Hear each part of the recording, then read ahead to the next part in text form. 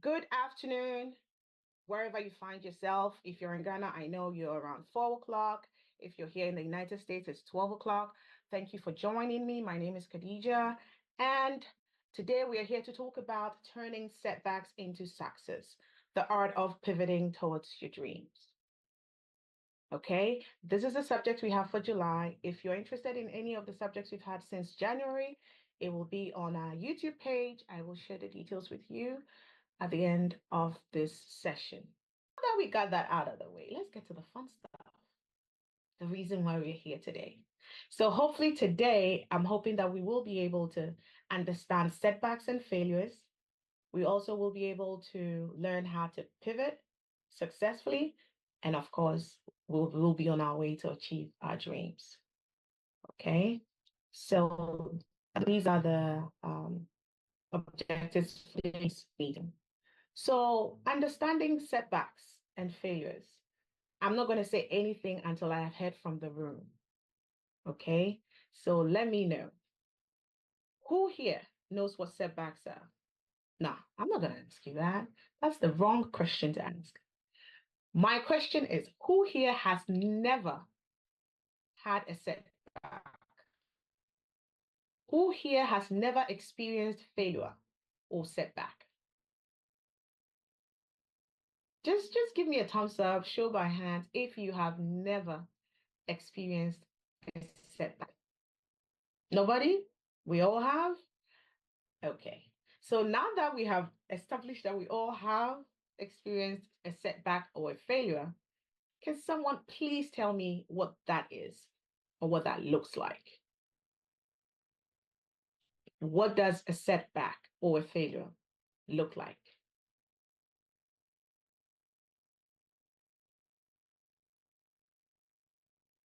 Hang on until someone says something. We all agreed that we've been through a setback or two, or a failure or two in our lives.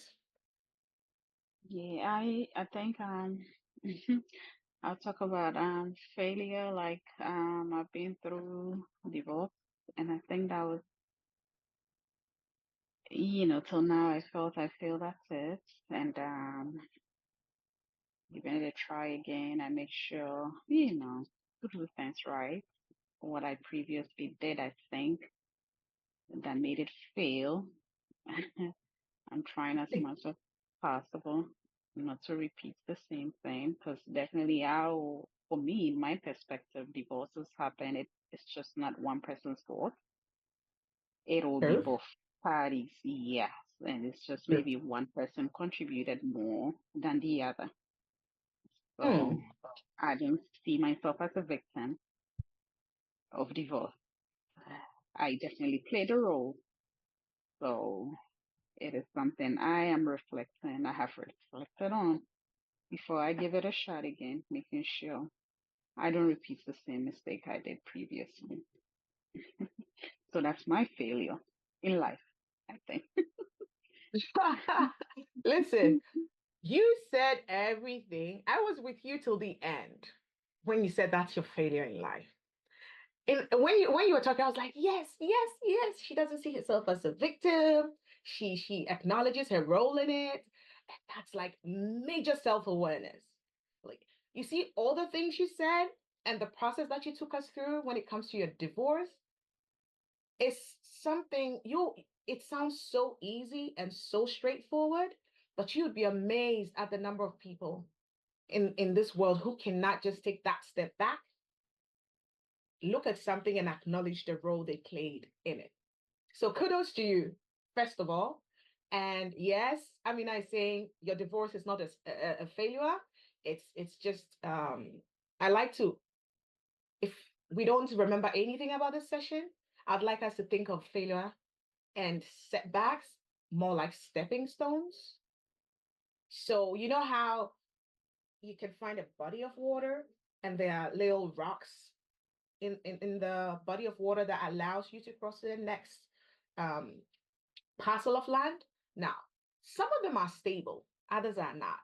So I want us to visualize failure and setbacks as you on one solid rock in the middle of the water body, and then just tippy-toeing and trying to see if the next one is stable. Sometimes we're successful at figuring out how stable the next rock is. Other times they seem stable, we step on them and we lose our balance just a tad bit. But that doesn't mean that we did the wrong thing. It just means that next time maybe we tippy toe a little differently, or maybe next time we take note of that type of rock and then we don't step on it. But what's important is that we're going to get to that next parcel of land. So I just wanted to say that. And thank you so much, Humu, for sharing with us. I see, I mean, I saying setback things that come on your way to delay reaching your goal. That is very, very true. I just, I don't know how comfortable you are, Humu, because you spoke with. Let me pause. Who else wants to share their setback or failure? Who else wants to share a setback or failure? And then I'll ask my next question. Who else would love to share their setback or failure? All right. So, Humu, you're going to be my sidekick for the day. I am so sorry, but that that's just what's going to happen right now. Because I just want us to explore some of the feelings that we have when we think we have failed or when we encounter a setback. What are some of the common emotional responses that comes with that feeling when you realize, oops, now this is a major setback. Oh my God, I think I'm failing at this. Can those of you who don't want to come off mute, you can just put it in the chat. That's also okay. What are some of the feelings?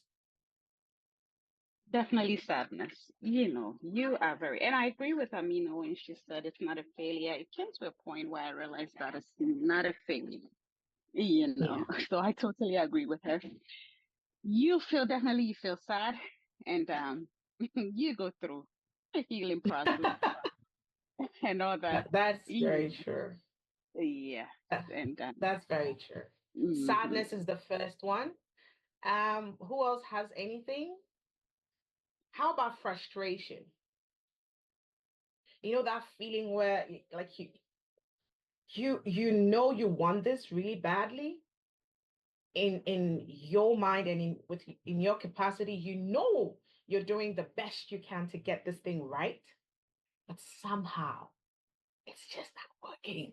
Somehow you're not getting the right results. Somehow you're not getting the results that you wanted. Because sometimes the results are right, but they're not what you want. So, how about frustration? How about negative self talk? Because now you're in this situation again, like the divorce, you're like, maybe I'm not pretty enough. Maybe I'm not womanly enough. Maybe I'm not caring enough. Maybe I'm not a good wife. Maybe I'm not this. Maybe I'm not that. And you say that long enough, you'll start believing it. So then we have negative self talk as part of the emotions that we tend to experience and to demonstrate when we go through life's setbacks and failures. And then sometimes we have the urge to settle. Just, I'm not going to ask you to come off mute. I'm not going to ask you to write anything in the chat, but I just need to know you're still with me. So I'm going to ask a question. How many of us in this room, or if even if you know somebody who has been through so much setbacks, so many life difficulties, and just choose to just stay put and just settle? Like, it's not going to get any better. I'm not going to be any good at this. I'm not going to succeed at life. So I'm just going to stay put and just be here. I just want to see thumbs up, any reaction, anybody. Do you know someone? Have you felt that before? You're like, I can't go through this again. I cannot feel this much disappointment again. I cannot feel this much frustration and hurt again. So then I am going to do nothing.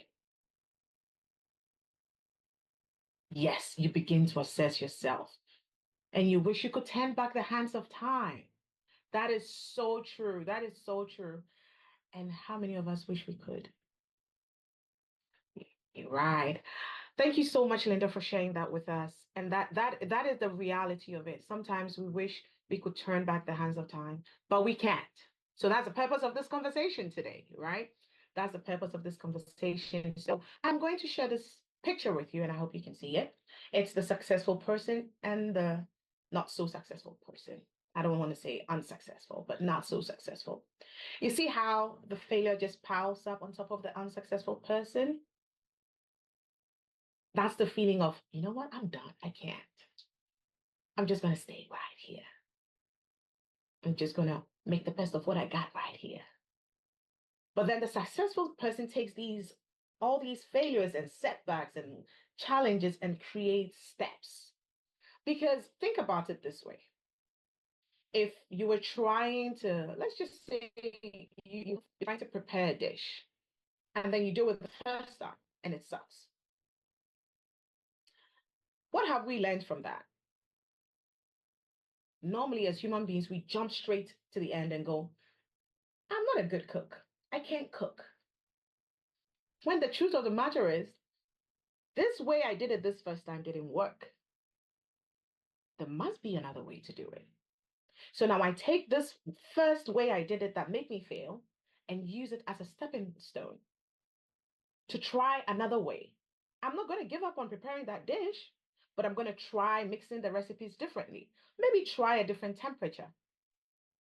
Or maybe just come back and say, really, do I want to eat this food? Is this really the food I want? Maybe I'm not preparing it well because it's really not the food I want. And that comes back to life, professionally, personally. Sometimes we're chasing something so badly. We want it so badly, but then we're failing at it. Not because we are not smart, not because we're not hardworking, not because we're not determined enough, but simply because we don't want it for the right reasons. So, for instance, again, Humo, I'm sorry, I'm coming back to you. Again, with the divorce, think about it this way. You're with this person, this relationship sucks. But then you don't want to leave. Not because you want to be happy, but because you don't want Khadija and Amina and Linda to say, oh my gosh, she's such a failure. She couldn't even keep a man. Now, if Yeah. you're in this situation, whom are you trying to say something? No, no, I'm listening. So if you're in this situation and then your focus, your goal is not to be happy, your goal is not to grow, your goal is not to have a true partnership, but your goal is to stay and stay first so that Khadija cannot say, oh, she's divorced. Oh my gosh, she sucks. Oh my gosh, she's not good at anything. If that's the goal, then of course you're going to fail. So I just want you to look at it like that. And the same thing with a professional. You want, say, for instance, you want to become a doctor, not because you love medicine, not because you love helping people, not because you're good at being a doctor, but just because your father was a doctor, your grandfather was a doctor, and everybody says being a doctor is prestigious. How far do you think you're going to get with it? So those are some of the things that I want to draw our attention to. And then, of course, once we're able to just change our perspective and view failure more as sort of getting through the ringer, getting experience, and knowing what to do next time and what not to do next time, we keep going forward. But we can only do that if we don't get too frustrated, if we don't give into the negative self talk, and if we don't find ourselves hopeless, right? So, what kind of skills do we need to develop to become good, at handling setbacks and overcoming setbacks and just making sure that whatever is happening to us that is not what we desire right now doesn't hinder what we desire in the future and doesn't also hinder our capability to achieve and arrive at our destination. So first things first, emotional intelligence. As Homo was talking, I was just like, wow, it takes somebody who is comfortable with the discomfort of figuring out how awful awful they can be, because we all have that awful person in us. None of us is perfect. None of us is good at everything. But for you to be able to, step away from yourself and look at the frame, because as we all know, once you're in the picture, you cannot see. If you're in the frame of the picture, you can't see the picture. So you need to step out of that frame to be able to see the picture and go, oh wow, That pose is not nice. Maybe I should stand straight next time. Maybe I should pull my leg out next time, right? So just building emotional intelligence is extremely important. Growing up, we've all been, pushed to develop this um, intelligence that allows us to just pass exams and be good at work and all that good stuff. But what emotional intelligence does for you is it gives you a leg up on the game of life because you are so in tune with yourself. You can feel the frustration building up. You can feel the negative self-talk coming up. And because you are so in tune with your emotional well-being, you know that, I am going down that rabbit hole. Maybe I need to pull myself back out.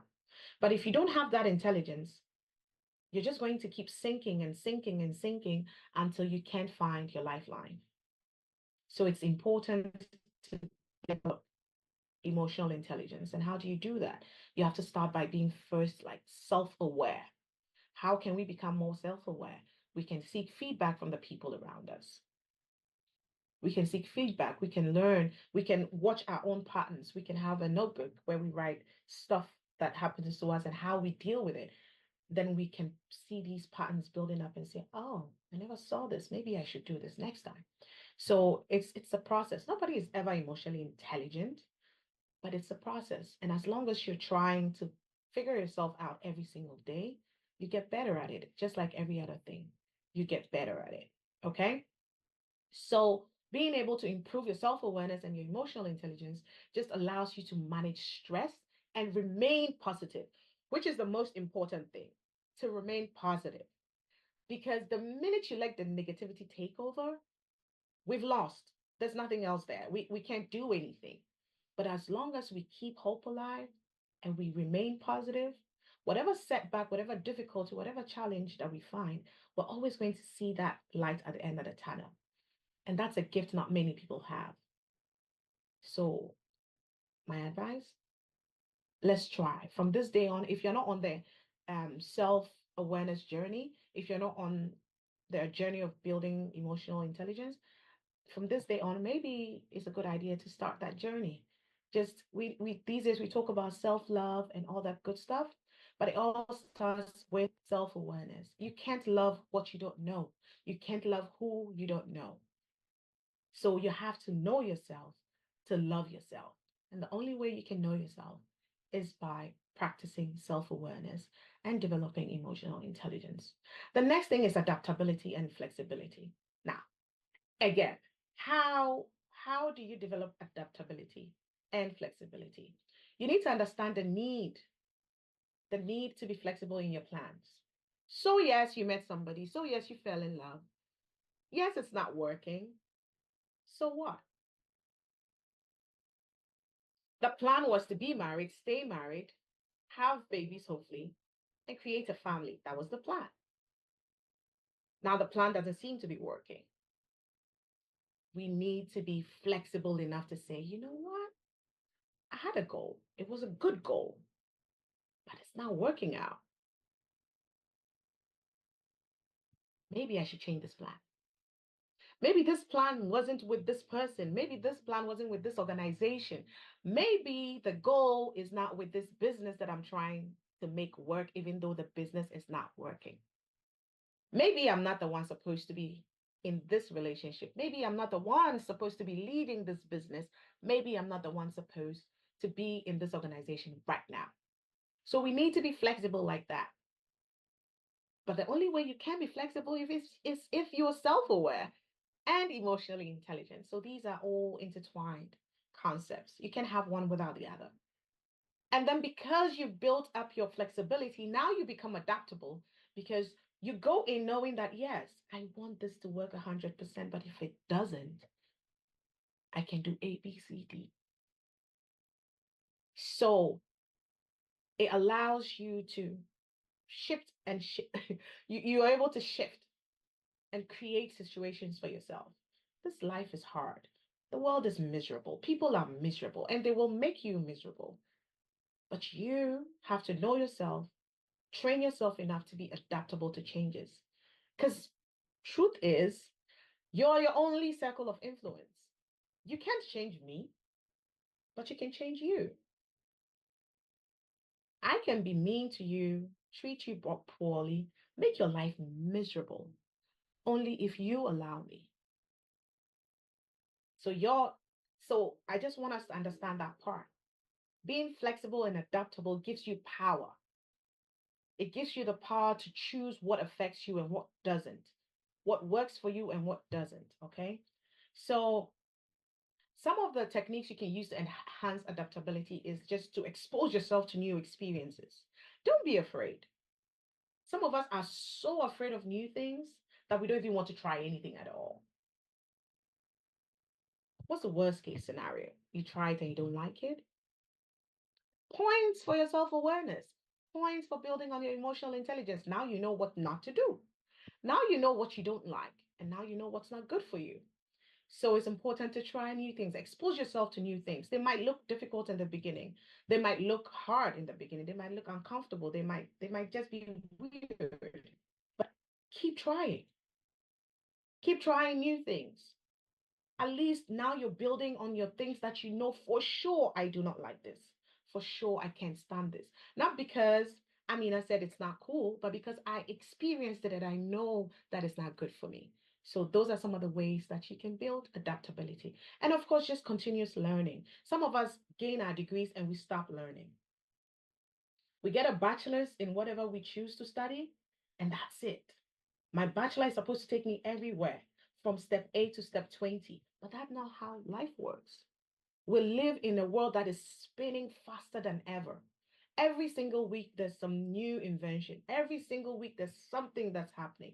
And then you have the natural disasters happening. You have all these natural stuff going on. I see you, and I'm going to stop talking here and hear what you have to say.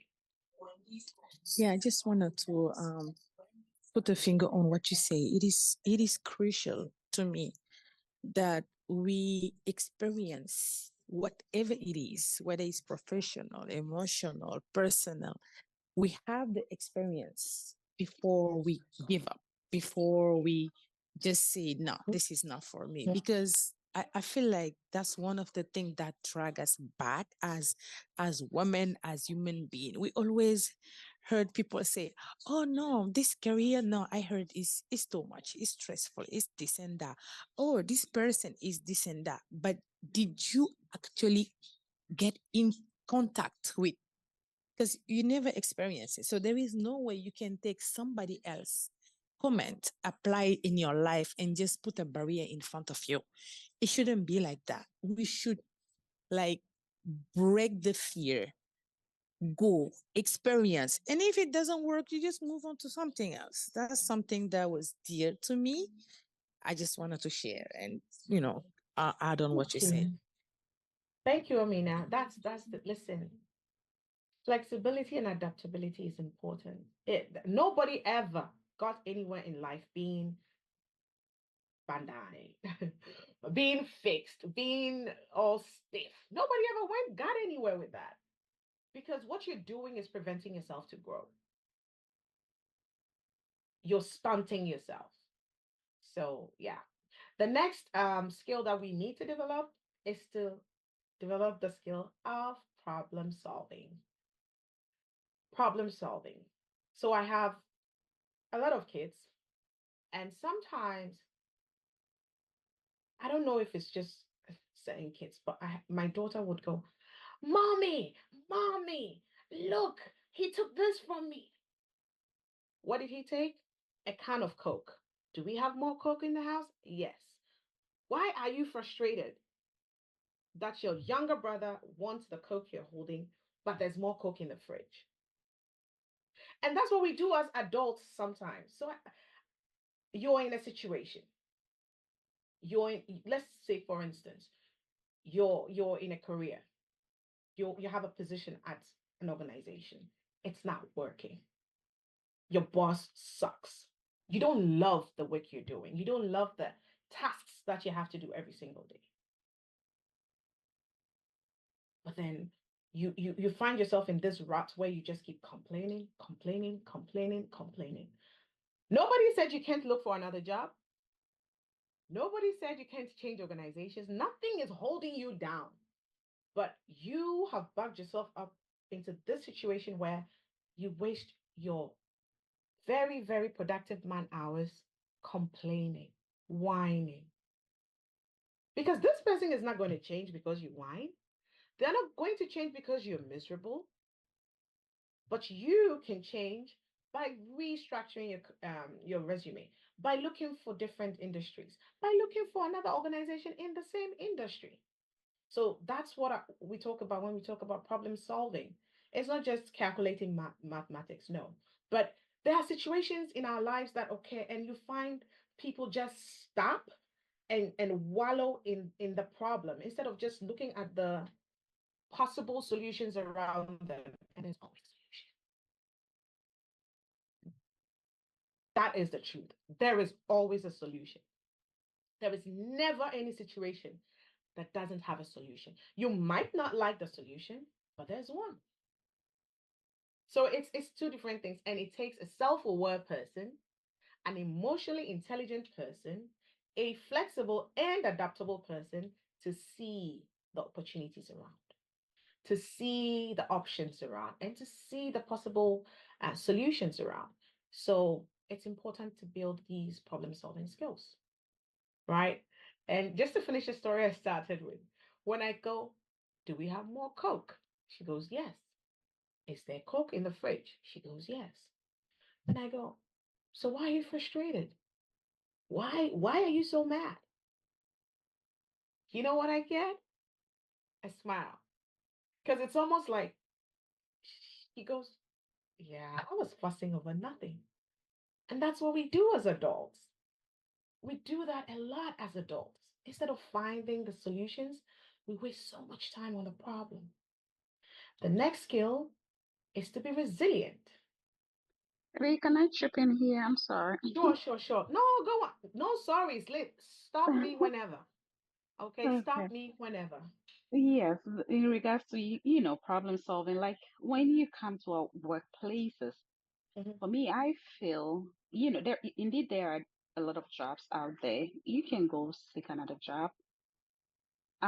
With my experience, I when you have a boss that is bothering you, you come to work, you are not really happy, I think you should talk to your boss. Yes. Definitely. You should, instead of changing, especially in the nursing field, instead of you changing the job, talk to her. I've had unit managers that are on my back. I've had DONs that are on my back. You go home, they text you at 12 a.m., they text you and nursing, I cannot keep changing job because of my boss. And what I found that was really effective was to talk to them. Hey, like one on one. You cannot be texting me at 12 a.m. asking me why I sent a patient out to the hospital and things like that. No. And I realized it worked. She said, oh, yeah, Homo, I never thought of that. You know, from I, when she texted, they bothered me so much that I felt like, okay, no, let me change because there's a lot of job outside, like you said. But how long will I keep changing jobs because of bosses? I might leave that job and go somewhere. And then I meet a worse person than her. So Yep. talk to them first, yes, and then see how best. And things did change, They started treating me better, started talking to me better. I can make my own decision. I don't need to call you. If the doctor gives me orders to send somebody, I go ahead and do it. Right. So I realized talking to them to help solve the problem It rather than, does. changing the jobs. So that was all Yep. I wanted to chip in. Mm. Thank thank you, Humu. I see, Amina, your hand is up. I just wanted to add something to what Humu said. So, Humu, you're right, 100%.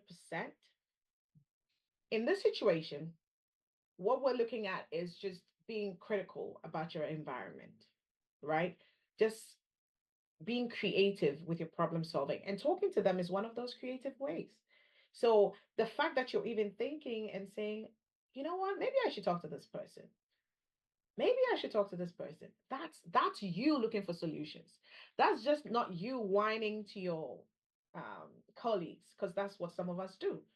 We go into the lunchroom and we complain our heads away, and we never talk to Yeah. the person. Mhm. We never Yeah. try to improve ourselves.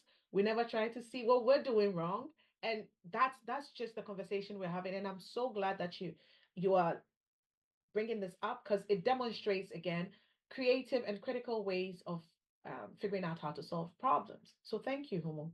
I mean, you wanna continue? No, never mind. I'll come back. Okay. So the next thing we have, the next skill that we need to learn is resilience, building the capacity to recover quickly from difficulties. I know that has a lot to do with the type of person that we are, because believe it or not, we are all very different. We have different personalities, we have different strengths and weaknesses. So, all of these things lend themselves to how we react in situations and how quickly we are able to recover and bounce back from those situations. That said, it's important that we build the muscle, just like you go to the gym to work on your glutes to build the glute muscle. We need to work on building the muscle for resilience because this world and this life is getting more and more difficult. It's getting extremely stressful. So we have no choice but to build that muscle and to develop the skill of resilience. How that looks for each person might vary. How fast we build the muscle might also vary. But what's important is that we keep trying to, okay? That we keep trying to build the muscle. Now we're going to shift a little bit, uh, pun intended. We're going to pivot into pivoting, right? We've talked about having the situation. We've talked about being in difficult situations, having setbacks, having failures in life. And we've talked about the skills that we need to start building if we haven't built them already, and continue building if we started building them. We've talked about those skills in order to be able to make the most of whatever situation that we find ourselves in. Now we're going to talk about the actual physical action of pivoting. So you find yourself in a rut, you find yourself in a bad marriage, you find yourself in a bad job, you find yourself in a career you don't like, in an industry you don't like, in a family who's not being nice to you, and all that good stuff. No problem. Here we are. You found that out. You've built the skill, right? You've thought it through. You've talked to yourself. You've seen the patterns. You've understood yourself, right? You've built all the adaptability muscles that you need, all of them. Now, how do you move from where you are to where you want to be? So picture a road, a straight, narrow road. You're going forward. And then you come to the realization that, that destination is not where I want to be. I need to change this destination for my own good to achieve my dreams. So think about it this way. Now is either you're doing a U-turn, a sharp turn, or just you're going to meander along the road that you chose for yourself. Now that's the pivot. How do you do that and do that successfully? That's what we're going to be talking about in this next part of it. So what's the word pivot? The, I'm going to show you the diagram. And that's just when I was creating this slide, the fun just occurred to me that look at this. The word is pivot, right? And it's literally what we know it to be, the point that things spin around on. But then look at how the word that means the pin and the point of turning, how that has turned into what it is today. Look at the journey that the pivot has taken, right? So the term pivot traces itself way back into Latin, and in Latin, it means a pin or a pivot point, something on which something rotates. So think about it that way as we go on. And then historically, the word just served a mechanical purpose. You know how you have like a pivot in a machine that allows it to rotate? That. Now, the word experienced a remarkable evolution over time, and it's been adapted in many different ways. What's important is that in the early 2000s, the word became a popular buzzword, but not for mechanical reasons, right? It became more it was adopted more into the business lexicon, and it started meaning strategic shift or change, right? And this happened really during the 2008 financial crisis, when businesses started facing challenges and situations that they've never had to deal with, right? So they had to be able to quickly adapt to survive. And that's what pivoting is, right?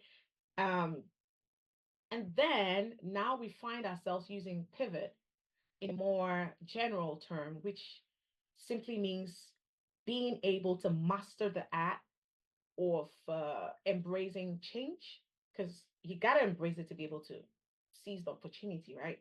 So it's the art of embracing change and seizing new opportunities. So that's what pivoting is. And that's all we're going to be talking about for the rest of this session. As we think about pivoting, I want us to think about pivoting hand in hand with evolving. Because again, the word itself has evolved over time, right?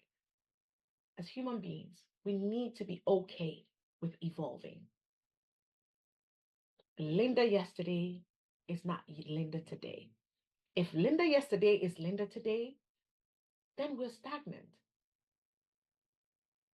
Life in itself is supposed to evolve. We come as liquid, then we evolve to a pea, to a pamplemousse. What's the word in English? A grapefruit. Then we become all these other things until we become human beings. And then we were born, and now we have to crawl and sit and walk. And we do all these things because we are evolving beings. So the minute you stop evolving as a person, you are not living and you're not growing. So I want us to think about pivoting as just a natural part of evolving, right? So at the core, wanting to evolve is just wanting to do better. I'm not saying become a shifter, no. But whatever you're doing today, odds are you can do it better, differently, maybe same way, but just better. So intentions, when it comes to like pivoting and just evolving, intentions will not take you there. Just share with, you know what? I'm just going to pause. Share with me, an emoji, something, come off mute. How many times have you thought about something? Matter of fact, thought it through, probably created a plan for it and never did it. An emoji, something, someone share something with me. How many times have you done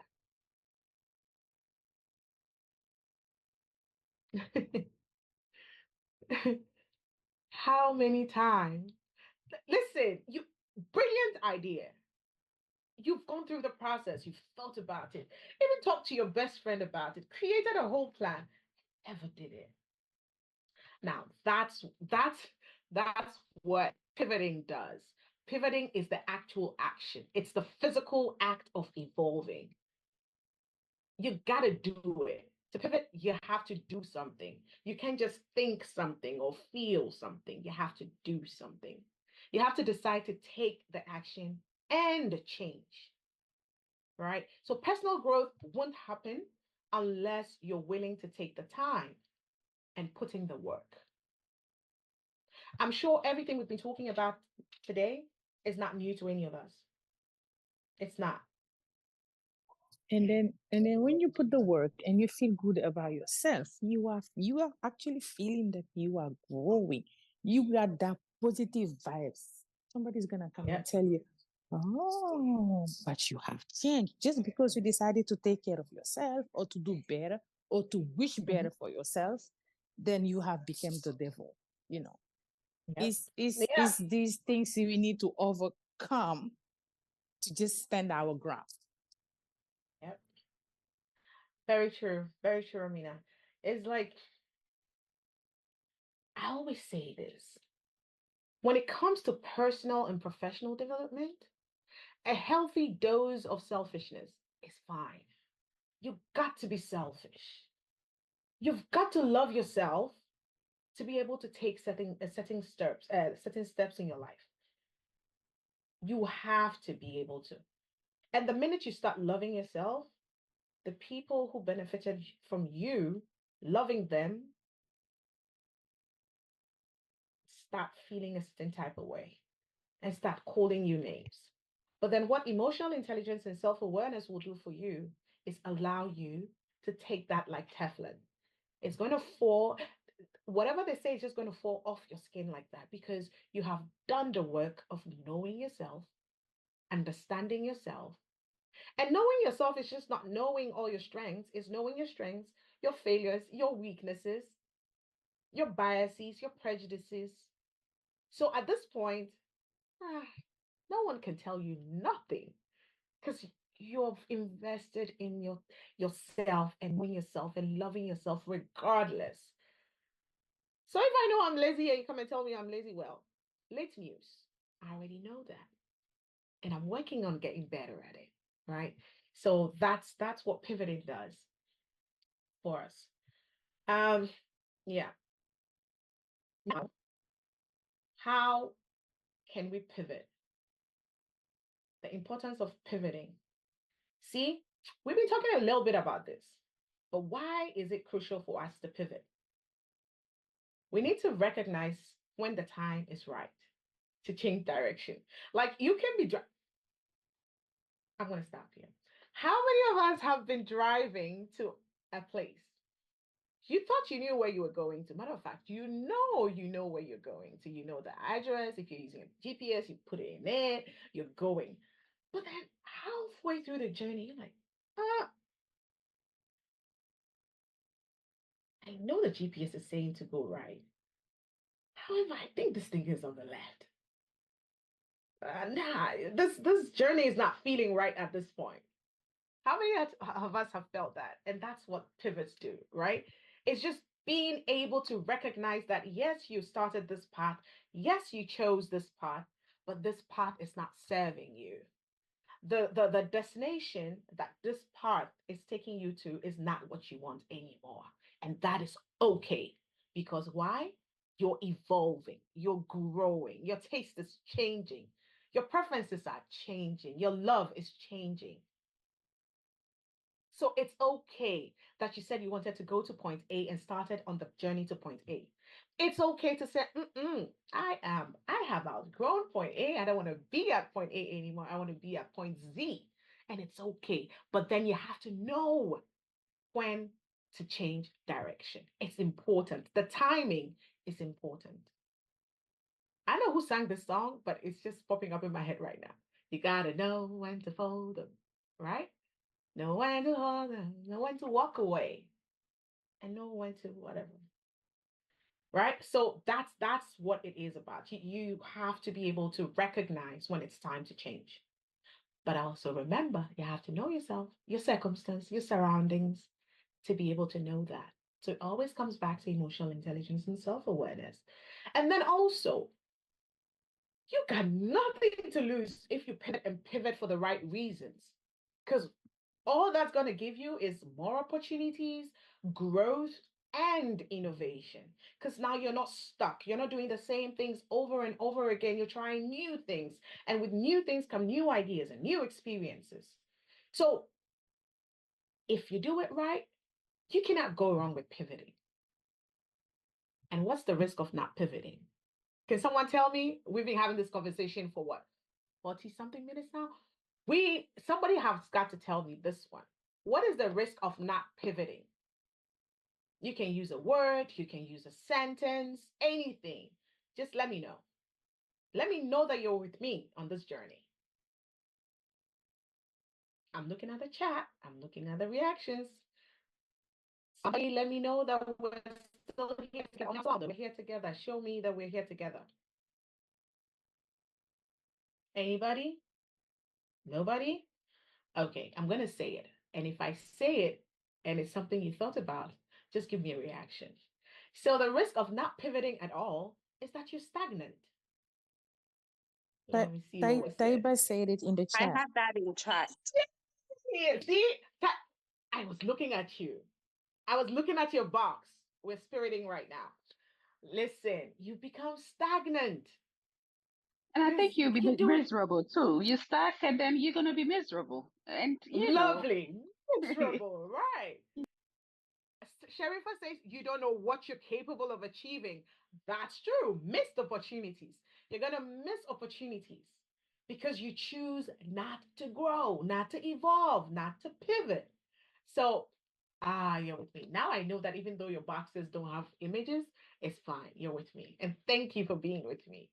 Okay? This can be a lonely journey.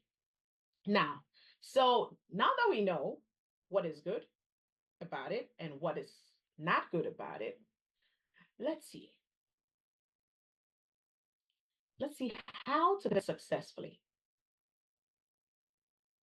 And Humu, I know if you weren't here earlier, Humu shared a story, and I'm sort of referencing it because it kind of covers everything. You got to assess and reflect. You have to. So you're in a situation, personal, professional, marital, family. You have to stop.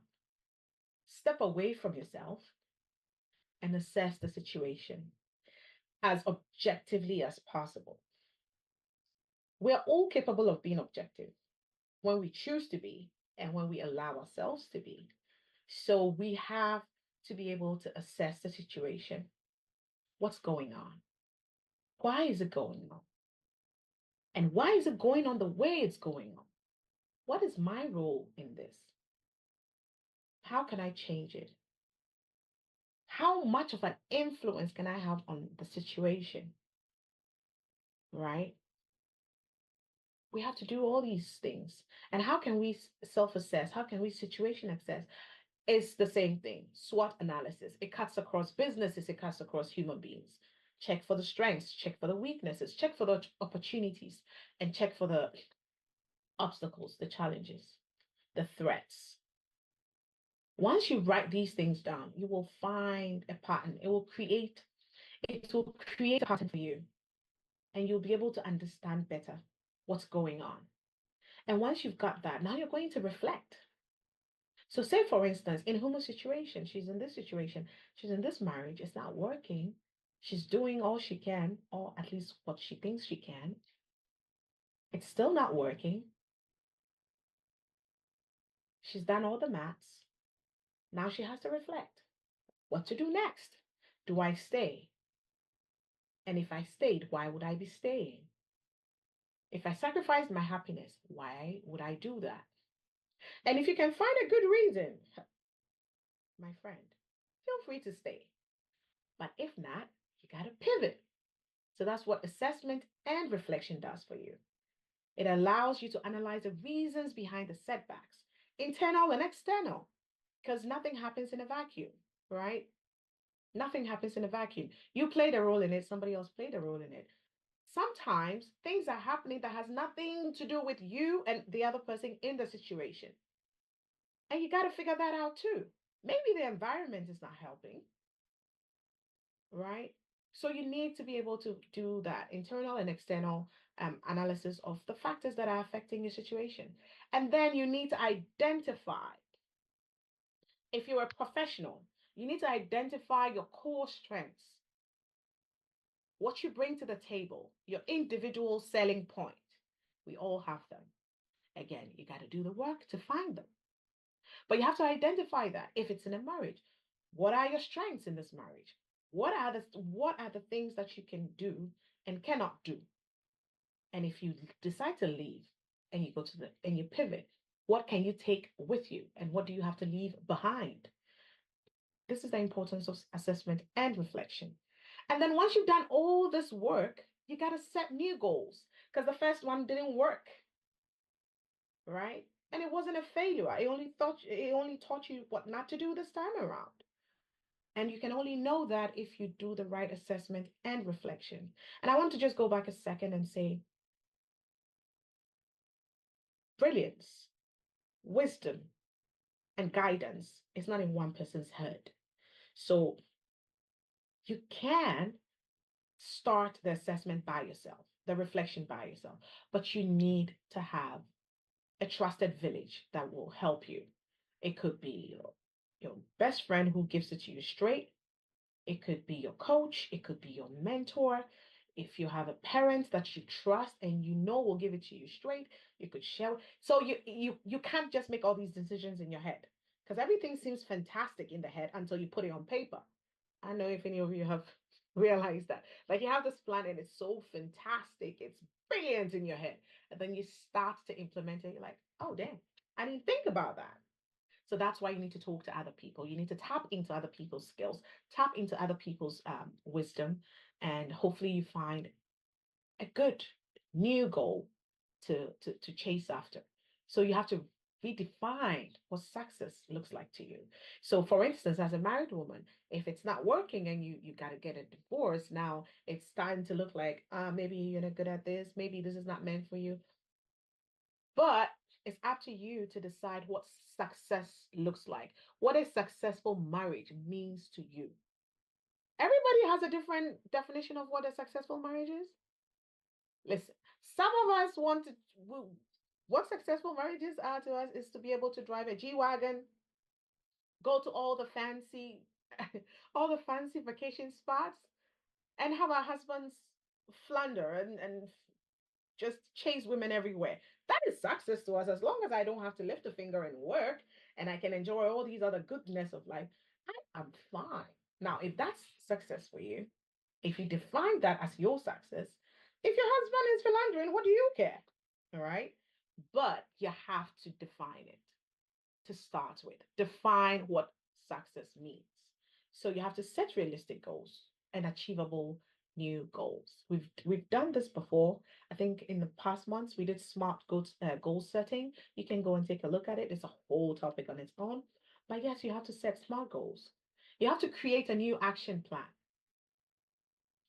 You have to think about it before you make a move. What are the steps I need to take to make the right move? What are the resources that I need to be able to make that move? Pardon me. And what are the timelines? Can I do this in 3 months? Can I do it in 6 months? Can I do it in a year? So now you have a plan and you've looked at all the contingencies and you're going as planned. Okay? That's how you pivot successfully, right? So that's you have to make sure that you're you don't just pivot to pivot because I know people who have pivoted just to pivot.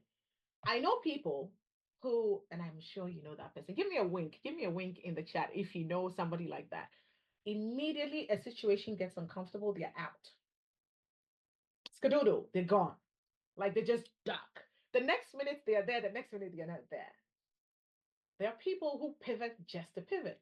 They're working in this organization, that something is happening. It's probably their fault, but it's never their fault. They don't even take the time nor the energy to assess or reflect, and they're out of the door.